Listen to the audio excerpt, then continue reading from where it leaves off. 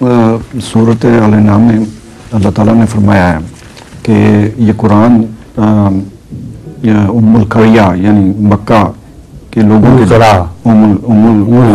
قرآ یعنی مکہ اور اس کے ارد کے لوگوں کے لیے اتارا گیا ہے. اس سے یہ تاثر پیدا ہوتا ہے کہ یہ ایک اس آیت سے یہ تاثر پیدا ہوتا ہے کہ ایک لمیٹڈ اسی علاقے کے لیے ہے، حالانکہ قرآن شریف دوسری جگہ اللہ تعالیٰ نے فرمایا ہے. ام القریٰ کس کو کہتے ہیں؟ شہر کی ماں. ہے شہر. یہی چیز تو آپ کو غلطی رہی ہے. ام القریٰ ہے دنیا بھر کی بستیوں کی اماں. جس طرح مکہ ساری دنیا کا مرکز بنایا گیا، وہی اسی رنگ میں ام القریٰ کا خطاب دیا گیا ہے. رحمت للعالمین کی بستی کو سب بستیوں کی ماں قرار دیا گیا ہے.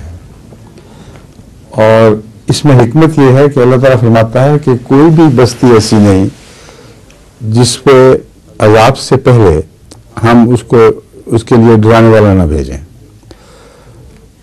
اب اگر حضرت صلی اللہ علیہ وسلم تمام دنیا کے ڈرانے والے ہیں تو ہر بستی میں جا کے وہ نہیں ڈرایا گیا، بلکہ آدھی دنیا تو اس وقت معروف ہی نہیں تھی.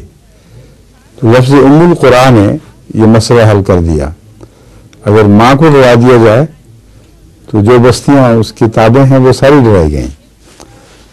تو ہر پہلو سے یہ جو لفظ قریٰ ہے اس پر غور کریں اگر آپ اس کے مختلف پہلوؤں پر، تو قرآن کریم کی متعلقہ ساری آیتیں آپ کے ذہن میں ابھریں گی کہ جس بستی نے گناہ کیا اس کو اس طرح سزا دی گئی.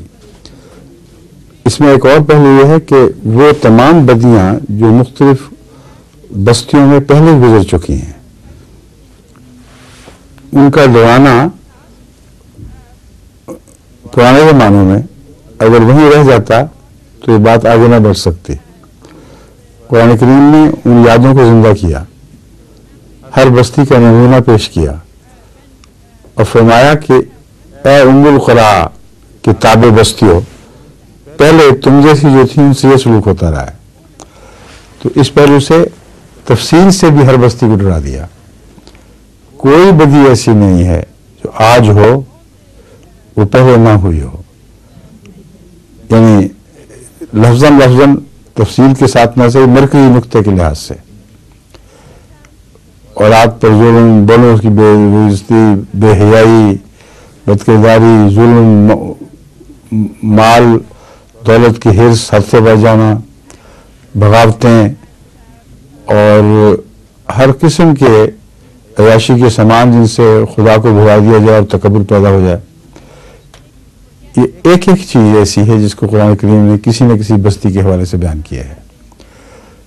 جب قرآن کریم نے ام القریٰ مکے کو قرار دیا جہاں رسول اللہ صلی اللہ علیہ وسلم پیدا ہوئے ہیں، تو محض فرضی طور پر لفظی بحث میں ڈرایا نہیں گیا کہ چونکہ ام القریٰ میں آگے ساری ڈرائی گئیں. ثابت ہے قرآن کریم سے کہ اس ام القریٰ میں آنے والے نے خدا سے علم پا کر دنیا میں جتنی بھی بستیاں ہیں ان کی ساری بدیوں کا مضمون کھول دیا ہے. بس ہر جگہ اب الگ آنے کی ضرورت نہیں ہے.